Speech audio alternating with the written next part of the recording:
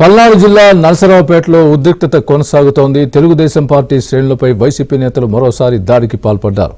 ప్రజలు భయాందోళనకు గురవుతున్నారు. మరోవైపు సమాచారం అందుకున్న పోలీసులు ఇరు వర్గాలను చెదరగొట్టారు.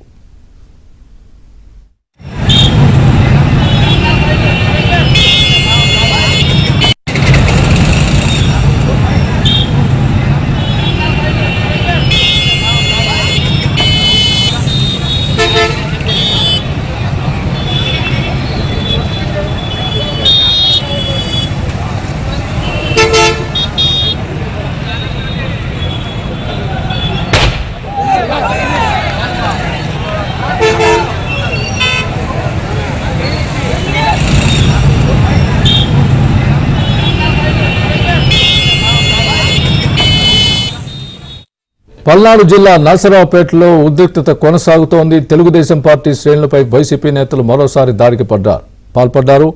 మల్లమ్మ సెంటర్లో తెలుగుదేశం పార్టీకి చెందిన నేత వాహనాన్ని నడి రోడ్డుపై వైసీపీ నేతలు తగులబెట్టేశారు. పోలింగ్ సందర్భంగా ఉదయం నుంచి హింసాత్మక ఘటనల నేపథ్యంలో నరసరావుపేట ప్రజలు ఆందోళనకు గురవుతున్నారు. పోలింగ్ పూర్తయిన తర్వాత వైసీపీ దాడులు చేయడంపై నియోజకవర్గ ప్రజలు భయాందోళనకు గురవుతున్నారు. మరోవైపు సమాచారం అందుకున్న పోలీసులు ఇరు వర్గాలను చెదరగొట్టారు. ఇదే అంశానికి సంబంధించి పూర్తి అప్డేట్ మా ప్రతినిధి సాంబశివరావు చెప్తారు. సాంబశివరావు, ప్రస్తుతం ఎలా ఉంది అక్కడ పరిస్థితి పల్నాడులో?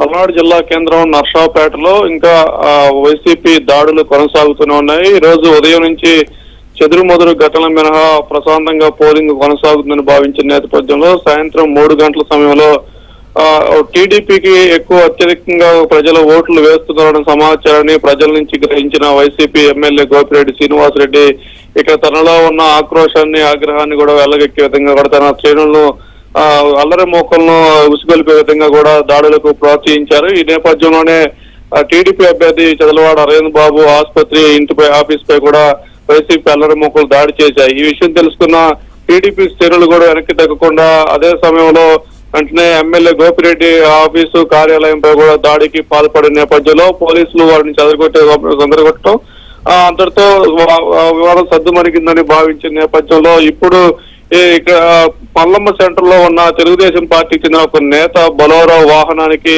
వైసీపీ అల్లరి మోకలు నిప్పు పెట్టి దాన్ని పూర్తిగా తగలబెట్టిన పరిస్థితి అయితే ఉంది. అయితే దీనిపై కూడా ఇప్పటికే టీడీపీ అభ్యర్థి చదలవాడ అరవింద్ బాబు కూడా స్పందించడం జరిగింది. ఎమ్మెల్యే గోపిరెడ్డికి ఓటమి భయం స్పష్టంగా కళ్ళ ముందు కనపడుతుంది. అందుకే ఇలా అల్లరి మోకలను రెచ్చగొట్టి దౌర్జన్యాలకు దాడులకు ప్రోత్సహిస్తున్నారు, ఆస్తుల విధ్వంసానికి కూడా పాల్పడుతున్నాడంటూ కూడా ఆయన